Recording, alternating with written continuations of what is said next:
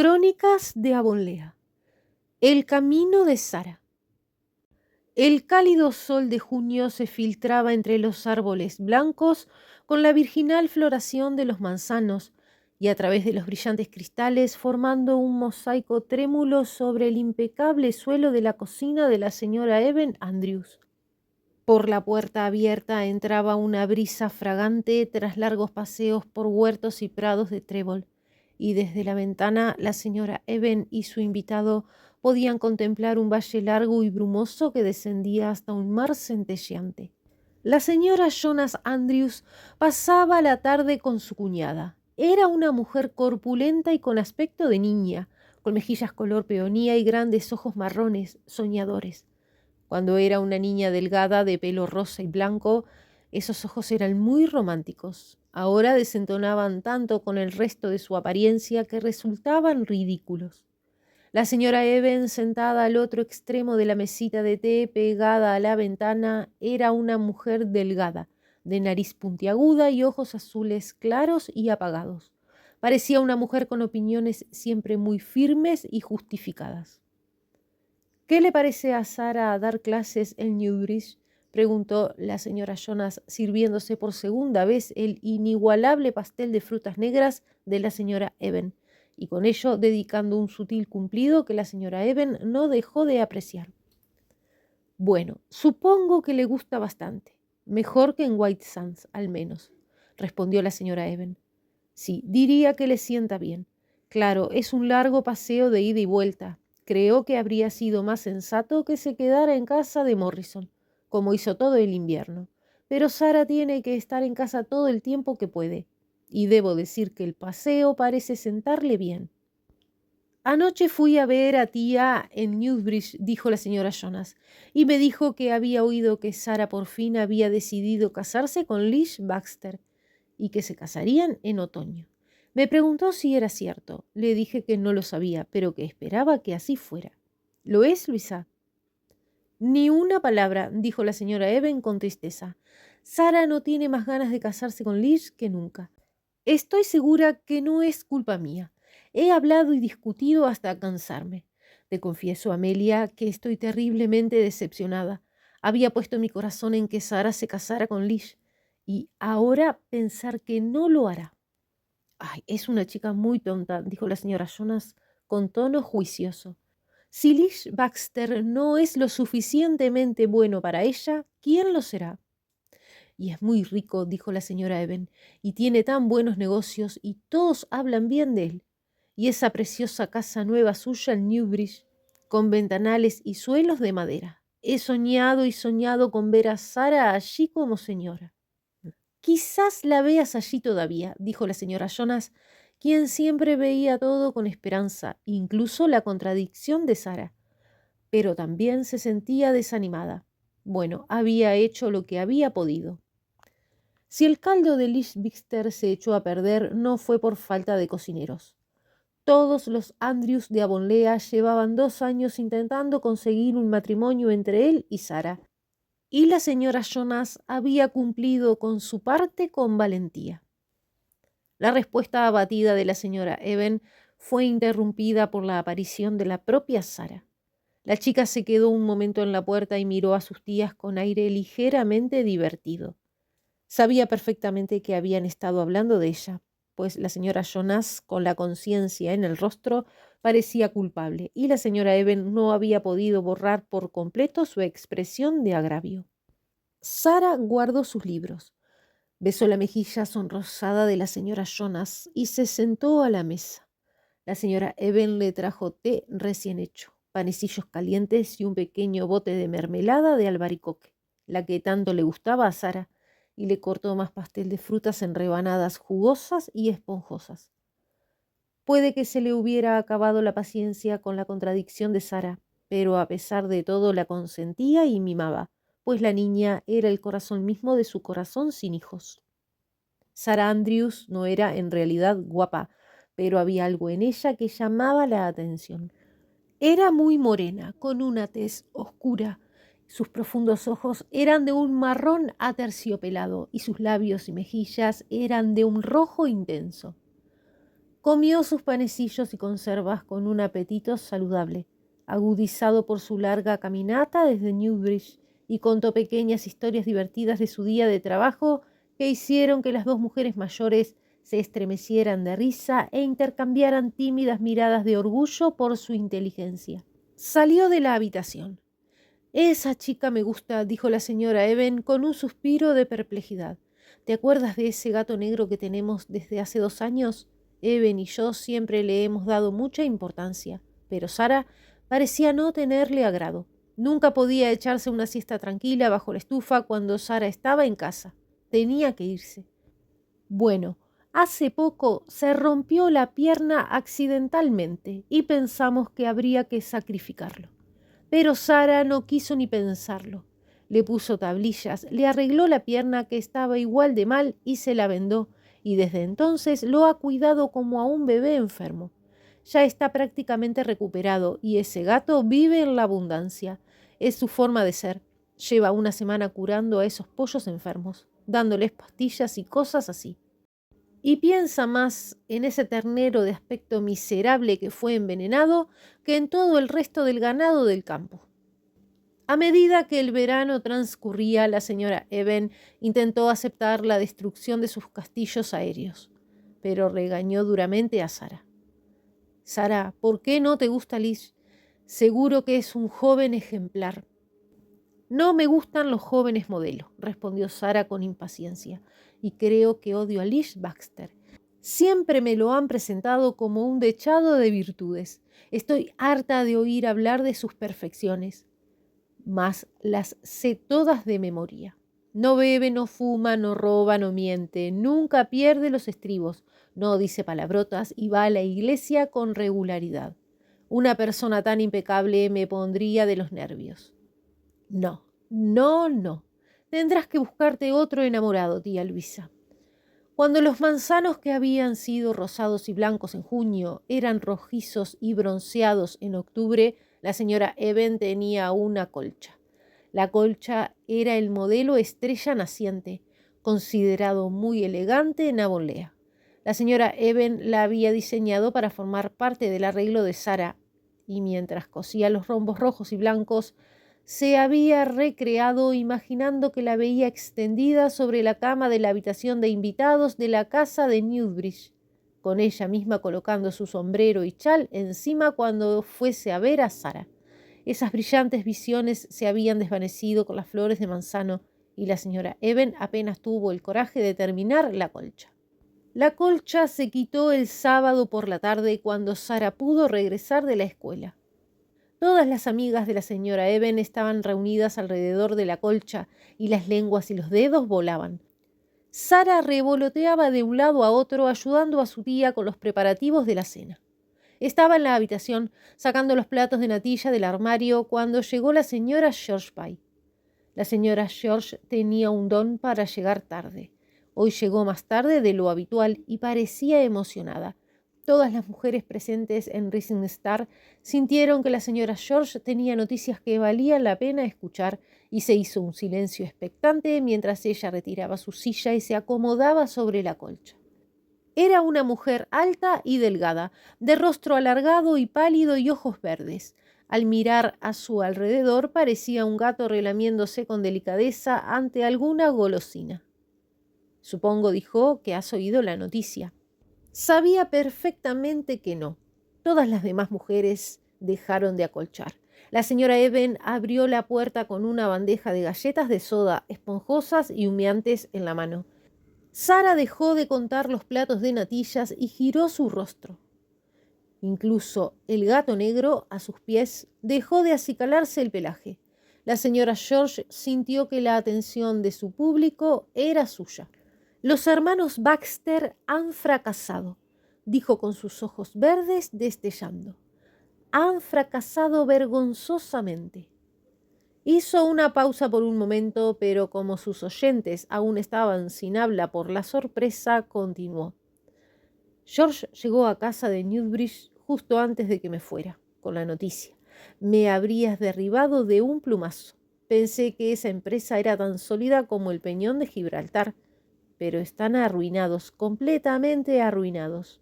Luisa querida, ¿puedes encontrarme una buena aguja?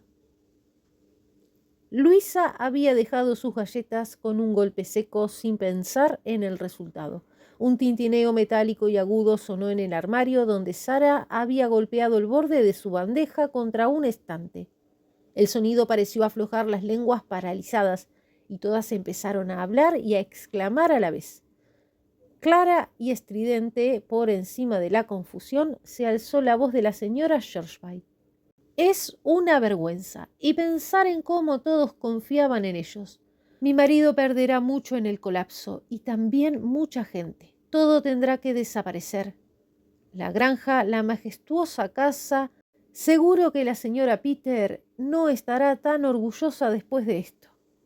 Mi marido los vio y me dijo que se veían terriblemente destrozados y avergonzados.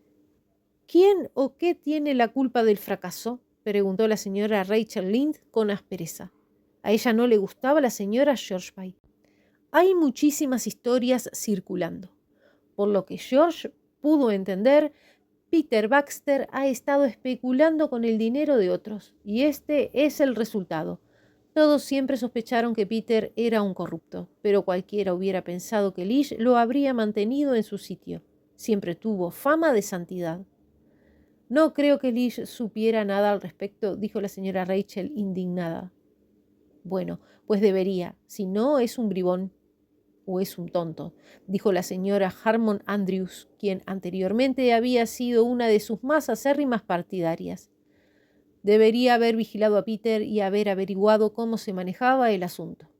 Bueno, Sara, tú eras la más sensata de todas, lo admito. Menudo lío sería si te casaras o te comprometieras con Lish, y él se quedara sin un céntimo aunque pudiera limpiar su reputación.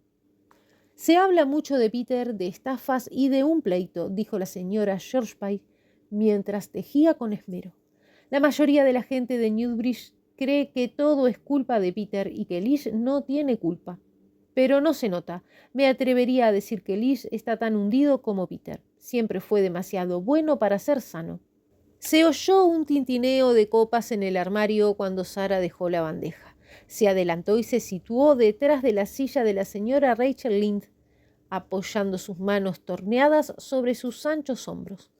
Su rostro estaba muy pálido, pero sus ojos brillantes buscaban y se enfrentaban desafiantes a los ojos felinos de la señora Georgeby.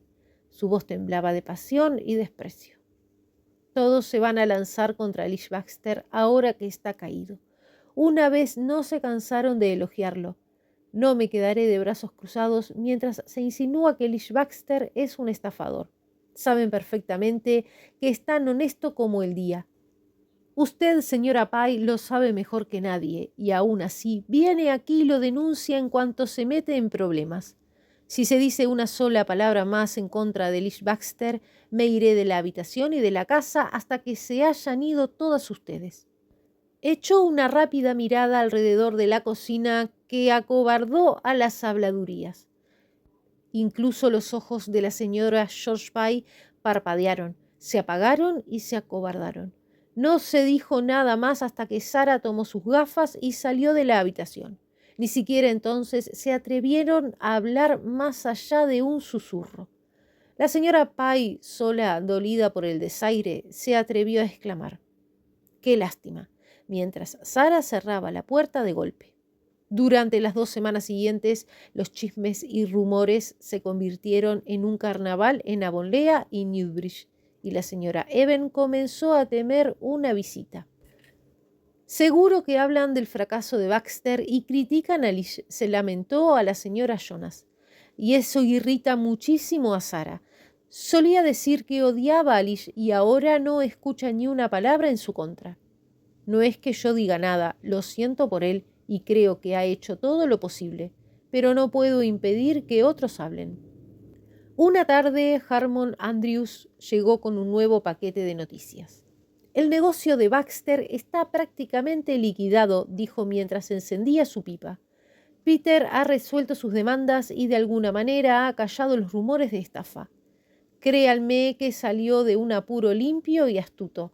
No parece preocuparse, pero Lish parece un esqueleto andante. Algunos lo compadecen, pero yo digo que debería haber llevado las riendas y no haberle confiado todo a Peter. He oído que se va al oeste en primavera a adquirir tierras en Alberta y probar suerte en la agricultura.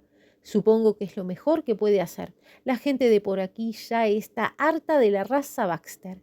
Newsbridge se librará de ellos con creces. Sara, que estaba sentada en el rincón oscuro junto a la estufa, se levantó de repente, dejando que el gato negro se deslizara de su regazo al suelo. La señora Eben la miró con aprensión, pues temía que la niña se pusiera a desatar una diatriba contra el complaciente Harmon. Pero Sara salió de la cocina con paso decidido, con un ruido como si le costara respirar. Pero Sara salió de la cocina con paso decidido, con un ruido como si le costara respirar. En el recibidor arrancó una bufanda de la pared. Abrió la puerta de golpe y corrió por el callejón bajo el aire fresco y puro del crepúsculo otoñal. Su corazón latía con la misma compasión que siempre sentía por las criaturas magulladas y acosadas. Siguió adelante sin miramientos, con la única intención de alejar su dolor por campos grises y amenazantes y laderas sinuosas, y a lo largo de las laderas de pinares ruinosos y oscuros, envueltos en una fina penumbra púrpura. Su vestido rozaba la hierba quebradiza y los helechos marchitos, y el húmedo viento nocturno proveniente de parajes lejanos y agrestes le alborotaba el cabello sobre la cara. Por fin llegó a una pequeña puerta rústica que daba a un sombrío sendero boscoso. La puerta estaba rodeada de mimbre, y mientras Sara tanteaba en vano con las manos heladas, el paso firme de un hombre se acercó por detrás, y la mano de Lish Baxter se cerró sobre la suya. «Oh, Lish», dijo ella con algo parecido a un sollozo. Abrió la verja y la hizo pasar. Ella dejó la mano en la suya mientras caminaban por el sendero donde las ramas flexibles de los árboles jóvenes le rozaban la cabeza y el aire era deliciosamente dulce con aromas de bosque. «Hace mucho tiempo que no te veo, Lish», dijo Sara finalmente. Lish la miró con nostalgia a través de la oscuridad. «Sí, me parece mucho tiempo.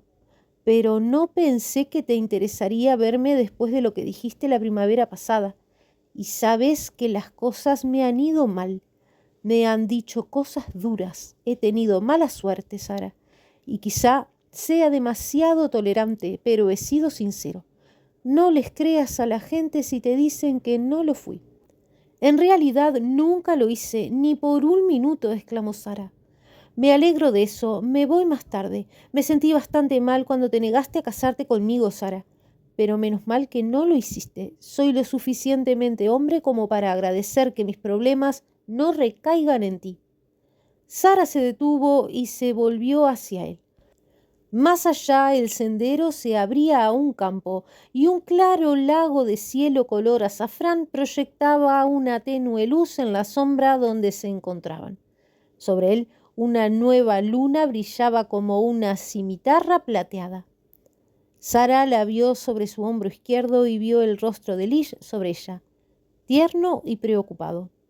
«Lish», dijo ella suavemente, «¿todavía me amas?» «Sabes que sí», dijo Lish con tristeza. Eso era todo lo que Sara quería. Con un movimiento rápido se acurrucó en sus brazos y apoyó su mejilla cálida y húmeda contra la suya fría. Cuando el asombroso rumor de que Sara se casaría con Lish Baxter y se iría al oeste circuló por el clan Andrews, todos se levantaron y negaron con la cabeza. La señora Jonas, jadeando, subió la colina para comprobar si era cierto. Encontró a la señora Eben bordando con todas sus fuerzas una colcha cadena irlandesa, mientras Sara cosía los diamantes de otra estrella naciente con expresión de mártir. Sara odiaba el patchwork por encima de todo, pero la señora Eben era un ama de casa hasta cierto punto. «Tendrás que hacer esa colcha, Sara Andrews. Si vas a vivir en esas praderas, necesitarás montones de colchas y las tendrás, aunque me cosa los dedos hasta el hueso. Pero tendrás que ayudar a hacerlas». Y Sara tuvo que hacerlo. Cuando llegó la señora Jonas, la señora Eben envió a Sara a la oficina de correos para sacarla del camino. «Supongo que es verdad esta vez», dijo la señora Jonas. Sí, claro, dijo la señora Eben con energía. Sara está decidida. Es inútil intentar convencerla, ya lo sabes. Así que he decidido aprovecharlo al máximo. Lish Baxter sigue siendo Lish Baxter, ni más ni menos. Siempre he dicho que es un joven apuesto y lo sigo diciendo. Al fin y al cabo, él y Sara no serán más pobres que Eben y yo cuando empezamos. La señora Jonas exhaló un suspiro de alivio. Me alegra mucho que lo veas así, Luisa. A mí tampoco me disgusta, aunque la señora Harmon me cortaría la cabeza si me oyera decirlo. Siempre me cayó bien Lish, pero debo decir que también me sorprende después de cómo Sara lo regañaba. Bueno, podríamos haberlo esperado, dijo la señora Eben. Siempre fue así en Sara. Cuando alguna criatura enfermaba o sufría alguna desgracia, parecía aceptarlo con cariño. Así que después de todo se puede decir que el fracaso de Lish Baxter fue todo un éxito.